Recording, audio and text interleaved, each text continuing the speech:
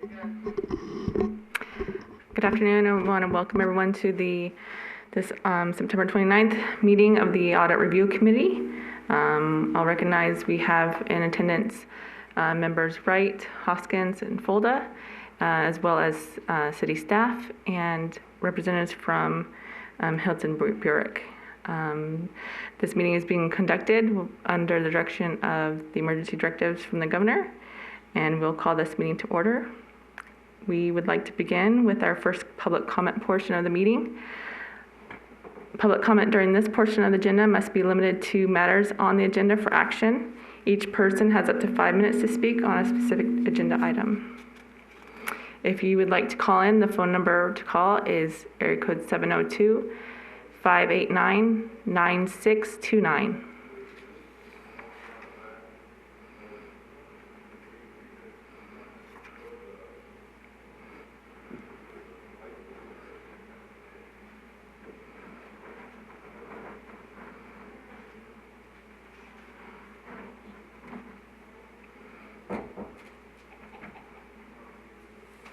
Once again, this is our public comment, our first public comment portion of the meeting. If you'd like to call and provide a comment, their phone number is 702-589-9629.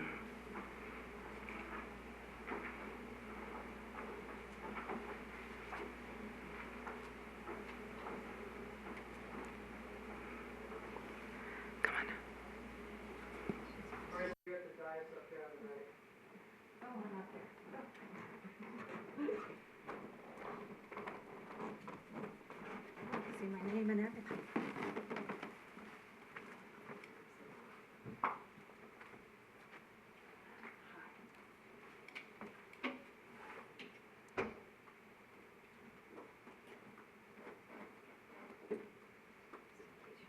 Oh, thank you. I'm Judy. How do you? She likes to meet you.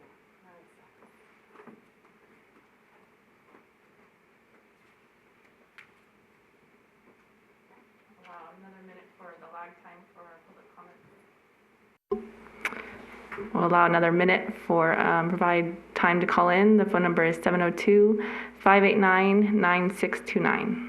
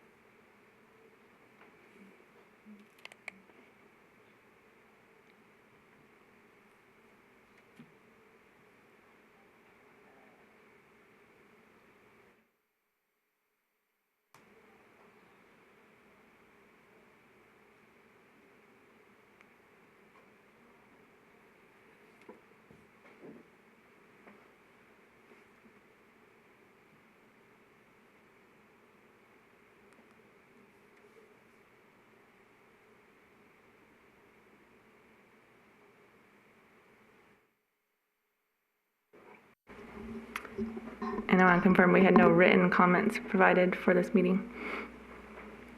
There were no written comments. Okay. All right, well, hearing no public comment, we'll move to our first item on the agenda. This is the approval of the minutes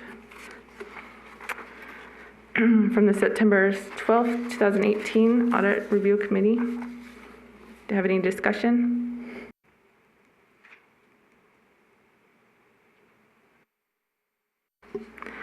Okay.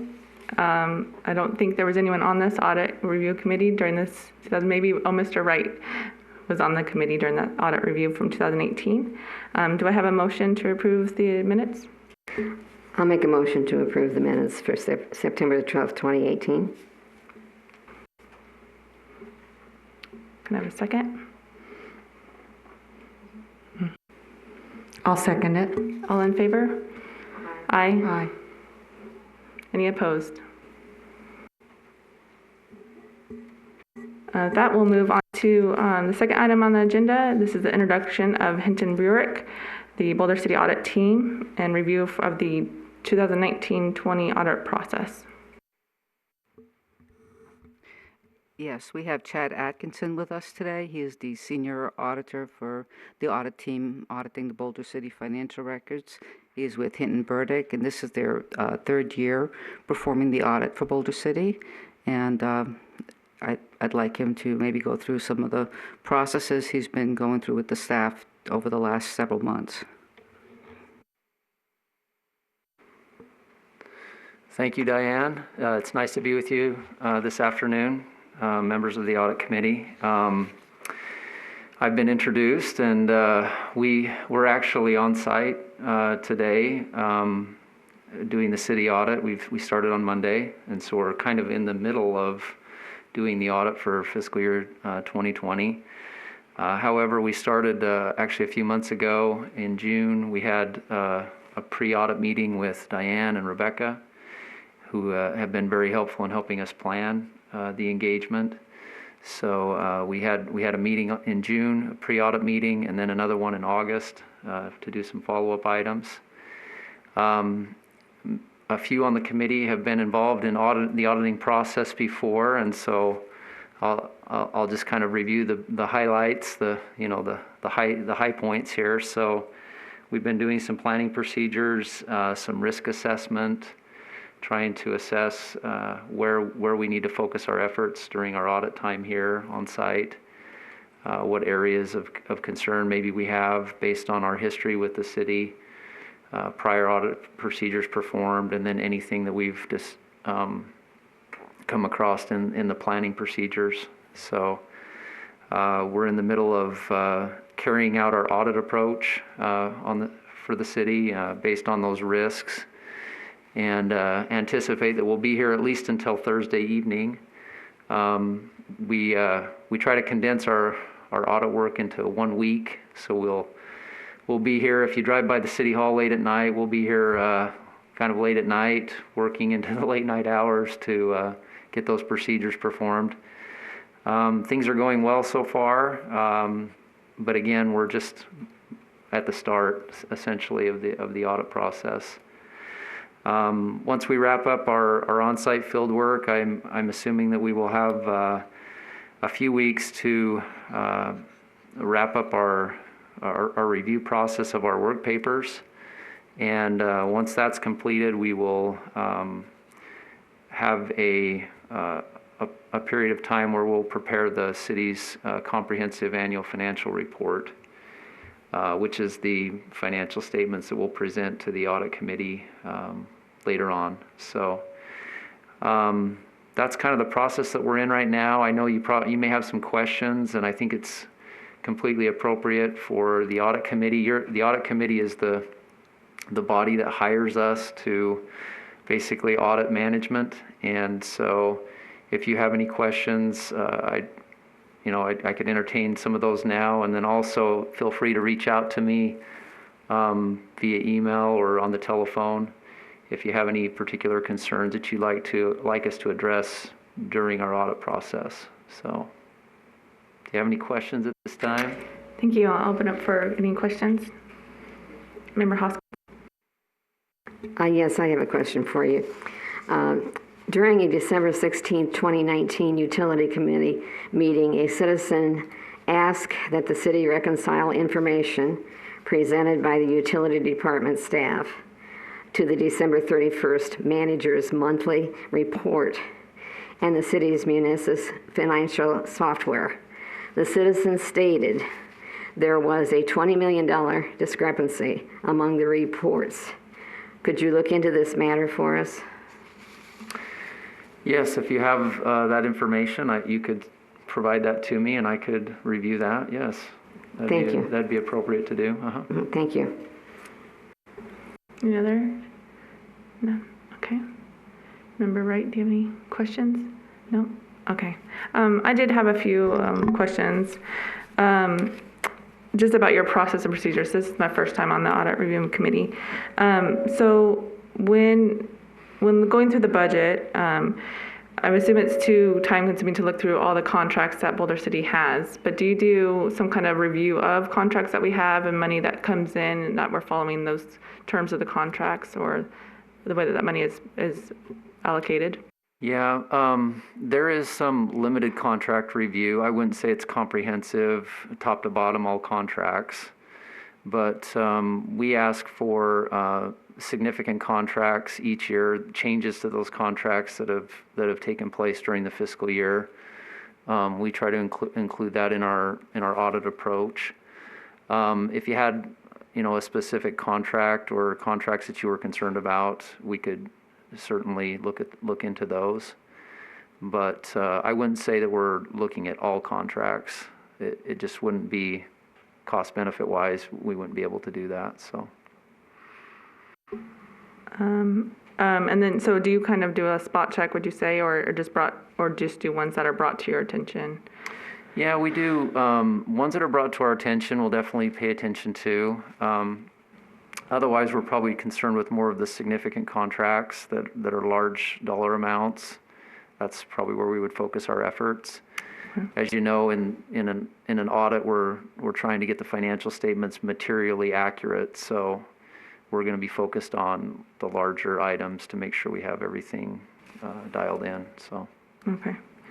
And then how would you, are you reviewing all aspects of our budget? So like we have enterprise funds, like the airport and utility, are those receiving an audit as well? And I'm assuming those are different processes since, a lot of federal money is dealt with like for the airport. What is the process for that? Yeah, every fund of the city is looked at by our staff. We take what's called the fund approach, where we're looking specifically at the dollars and the budgets that are going on within the city. As you know, they're broken up into funds. So we have different thresholds that we're looking at within the fund, depending on the size and the activity going on in there. And I forgot your other question. What was the second question? Just how the airport and other enterprise utilities, another one that we have. Yes. Mm-hmm. So and the federal dollars, I think you mentioned the federal yes. dollars. Yes. So the federal dollars, we have what's called a single audit usually each year here at the city. If the city expends more than $750,000 in federal awards, then a single audit is required. I know we had one last year related to the airport. In 2020, our preliminary assessment is that you wouldn't need a single audit this year because your federal spending was down. But that doesn't mean that we don't look at those transactions. We're still going to be confirming the revenues that are there, looking at the expenditures that have taken place in our normal audit process.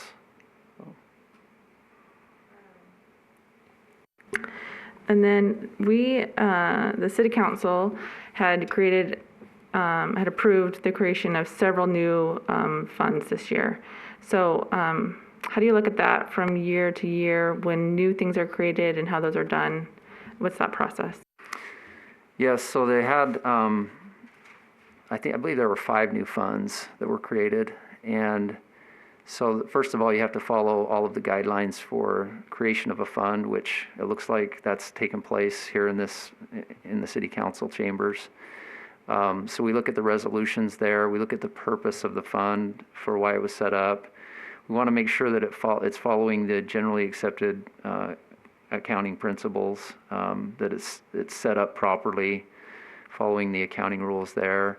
We're going to look also at the transfers that are made into those funds. Some of those funds didn't have anything to begin with, so a transfer was required to set them up. And then we're going to treat those just like any other fund. We're going to look at the revenues and expenditures coming in and anything that's on the balance sheets in those funds. So they get equal treatment, even if they're new. They'll get equal treatment to the other funds. So.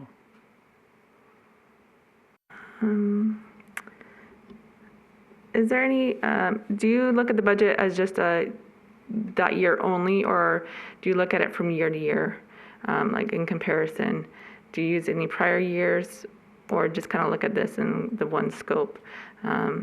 For instance, if there was something that carried over from one year to another, how would you see that? Yeah, we don't spend a lot of time looking at carryovers in the budget. That's primarily a budgeting function. From our point of view, we're looking at the approval of the budget that's been done with the state and making sure that the reporting matches up with the budget that was submitted. As far as carryovers from certain line items and things like that, that's more of a management internal function that's going on there. So we're primarily matching it up with the Department of Taxation's reports that they have. So. And then what Judy, Member Hoskins had brought up was that because of the change in the way that capital improvement funds were being handled, that they're, where funds were allocated to certain projects, but then not spent on those projects, and then where's that money gone? That's I think the concern with the year carryover and year to year. If something's new created, we're not just wiping clean, or we're also not spending the same dollar twice. Yes, yes, that's something that I would encourage the committee to have on their agenda, to watch that from year to year. Where did the project end, and what needs to be budgeted into the future? Mm-hmm. Yeah, you have to watch that internally. Mm-hmm. Okay. One other question was, when there's projects that are maybe broken down to stay under a threshold, do you look at those kind of projects that might have been small line items, but when you look at the whole entire year, you look at the price that went out to it, that would be over a threshold? Is there anything like that comes up for projects? There are projects like that, especially like a capital project. You're going to have many pieces that make a gigantic whole, right? Mm-hmm. So for the most part, those projects are normally captured in one account, and we can look at the activity there. We're going to spend more time, honestly, with the larger transactions, but that doesn't mean we wouldn't accumulate all of that into one project and then capture it together. So I don't know if that addresses the question very well, but. Right, yeah, if you see the same number going out, small numbers going out to the same company or business, but, small amounts, but over the year become a larger number, is that something that you would see? Yeah, we try to watch for that too. Not here at this city, but in other cities we've seen, attempts to, I guess, bypass thresholds that are internally set. Like if a threshold for a withdrawal or something is set at a certain amount, sometimes management has tried to divide it in half or, into fourths or something like that to be able to bypass those thresholds. So we try to watch for that. Sometimes it's difficult to catch, but we do try to pay attention to that. Okay. I think that's all the questions that I had. Is there any other questions that anyone might? Member Hoskins? Yeah, one question that I forgot to ask you. Do you take a look at the reserve funds? Do you audit the reserve funds? Are you talking about reserved, like fund balance, or reserved cash? Well, I'm thinking about, is there a certain percentage or a dollar amount that is placed in all reserve funds in all accounts? Okay. Yeah, I think you're referring to like fund balance. Yes, we look at the reserves in each of the funds. And when I give the audit presentation, I normally go over what's a recommended reserve for a fund, or what's a minimum, what minimum should a fund have, and what do they have currently. I usually cover that in the audit presentation. Mm-hmm. But the city's been in good shape in terms of its reserves. So, is there a different percentage or dollar amount for different funds? Well, for instance, in the general fund, I think it's recommended that you have at least 2 months of operating expenses set aside in your fund balance, in your unassigned fund balance. Now, in a utility fund that has a lot more capital asset intensive things, where you may need to replace a water line or a transformer or whatever the utility fund may be, then you want to have a little bit more set aside in those funds, because replacing a system is very expensive, and you want to have reserves built up to be able to do that. Otherwise, when you come to that day where you have to replace it, you're going to have to borrow money. So. So there's no state regulation as to a certain percentage? The state minimums, I don't have on the top of my head. I believe there is a state minimum for fund balance. Boulder City, I think, is way over that, but I could look those up for you and get back to you on that. Thank you. Yeah. Well, I believe the general fund reserve is down to 8.33%, I think, is Okay. the latest thing by the state, and we have more than that.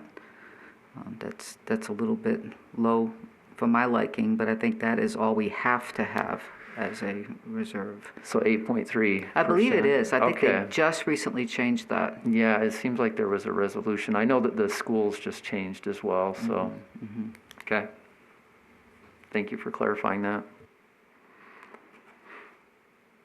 Okay. Any other questions or comments?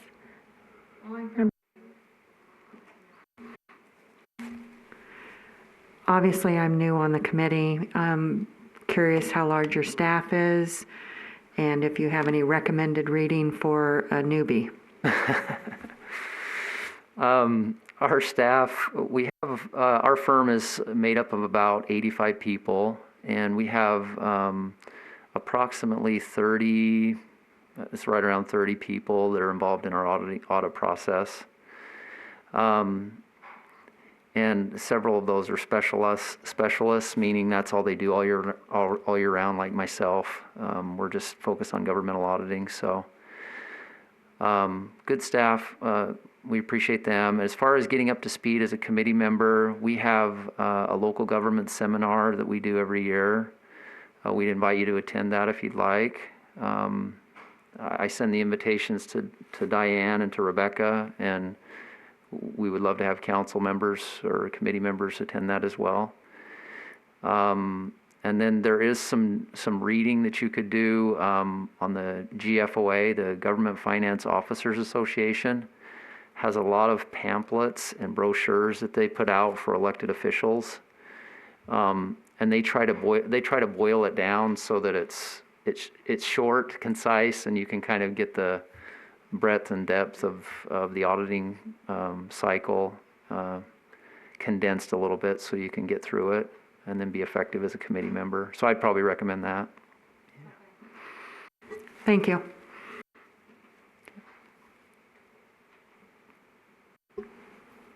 Okay, well, hearing no other questions, comments, I'd like to thank everyone for being here today. We'll go into our final public comment portion. If you'd like to provide public comment, the number to call is area code 702-589-9629.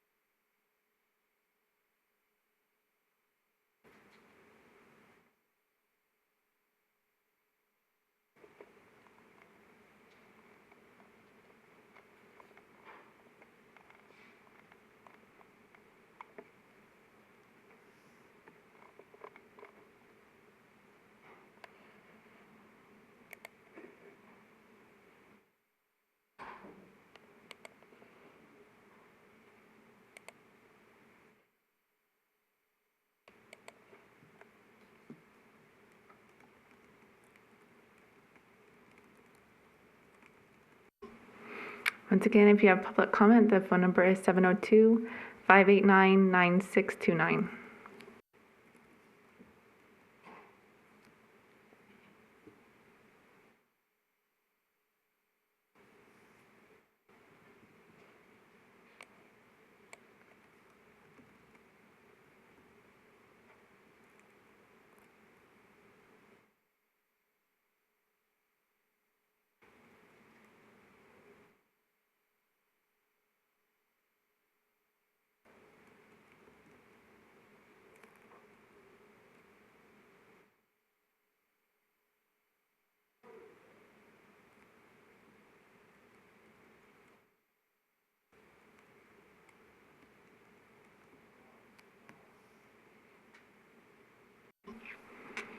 Okay, hearing no public comment, we will adjourn the meeting. Thank you, everyone.